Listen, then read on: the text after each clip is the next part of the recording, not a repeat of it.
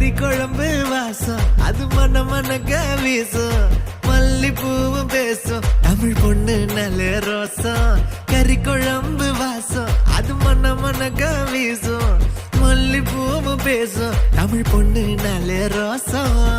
முறைச்சு பார்த்தாலே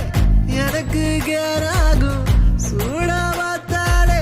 சோடாவும் வீராகும் முறைச்சு பார்த்தாலே